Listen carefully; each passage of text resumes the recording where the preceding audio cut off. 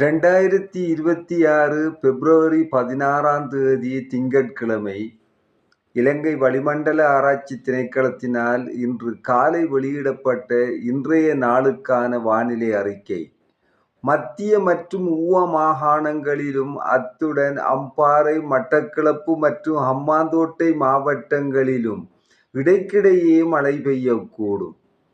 சப்ரகமுவ மற்றும் மேல் மாகாணங்களின் சில இடங்களிலும் அத்துடன் காலி மற்றும் மாத்தறை மாவட்டங்களிலும் பிற்பகல் 2 மணிக்கு பின்னர் மழை அல்லது இடியுடன் கூடிய மழை பெய்யக்கூடிய வாய்ப்பு காணப்படுகின்றது. மத்திய சப்ரகமுவ மற்றும் மேல் மாகாணங்களின் சில இடங்களிலும் அத்துடன் காலி மற்றும் மாத்தறை மாவட்டங்களின் சில இடங்களிலும் அதிகாலை வேளையில் பனிமூட்டம் காணப்படும். பலத்த காற்றும் மின்னல் தாக்கங்களும் ஏற்படக்கூடிய சந்தர்ப்பங்களில் பொதுமக்கள் அவதானத்துடன் செயற்படுமாறு கேட்டுக்கொள்ளப்படுகின்றனர். கடல் பிராந்தியங்களை பொறுத்தவரையில் காலி தொடக்கம் ஹம்பாந்தோட்டை பொத்துவில் ஊடாக மட்டக்களப்பு வரையான கடல் பிராந்தியங்களின் பல இடங்களில் மழை அல்லது இடியுடன் கூடிய மழை பெய்யக்கூடும்.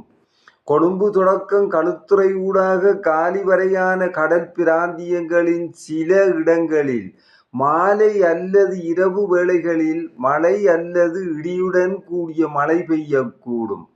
கடல் பிராந்தியங்களில் மணித்தியாலத்துக்கு 30 முதல் 40 கிலோமீட்டர் வேகத்தில் வடகிழக்கு திசையிலிருந்து காற்று வீசும்.